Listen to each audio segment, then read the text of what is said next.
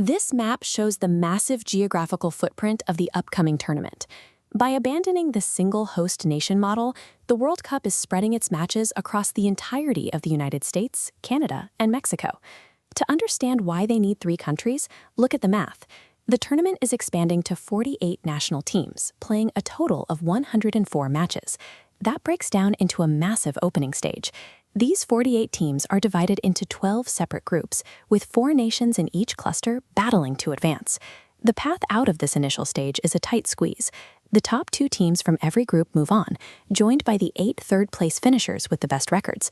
Exactly 32 teams make it out. That creates a massive new bottleneck for the tournament, the round of 32. From this point forward, the math is simple. 1 loss sends you home in a sudden death war of attrition. Surviving that bracket requires serious stamina.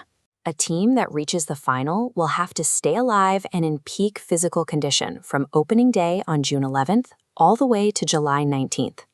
This 39-day timeline forces a squad to navigate an 8-match path to the trophy while managing the physical toll of a 3-nation landscape. The starting line for this marathon is right here.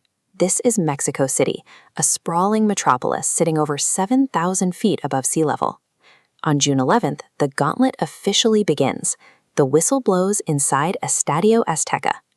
With this, the stadium secures a unique place in history, becoming the very first venue on Earth to host 3 World Cup opening games. The host nation, Mexico, will step onto this pitch to face South Africa, officially kicking off the Continental sprint. They enter a crowded field led by familiar titans. Argentina arrives as the defending champions, carrying the target on their backs into this expanded format. For legendary veterans like Lionel Messi, the physical demands of a 104-match tournament add a heavy layer of difficulty to their nation's sky-high expectations, and they will have to hold off a younger generation of global superstars, players like Kylian Mbappe, eager to conquer a bracket this wide.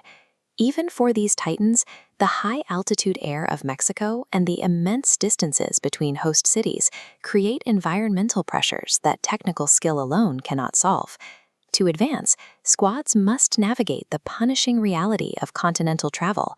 Crossing 3 massive nations means thousands of air miles and constant time zone shifts. Then there's the climate. A North American summer brings heavy heat and suffocating humidity, draining players' energy reserves much faster than a standard European club season. Inside the venues, organizers face a massive infrastructural hurdle. Many of these stadiums use artificial NFL turf, which is notoriously tough on joints. To protect battered bodies, they are actively tearing out the plastic and engineering natural grass root systems for the tournament. Outside the stadiums, the logistics are just as demanding. Fans and team personnel will have to navigate entirely different metropolitan layouts, relying heavily on complex rail and transit hubs in the densely packed northeast cities.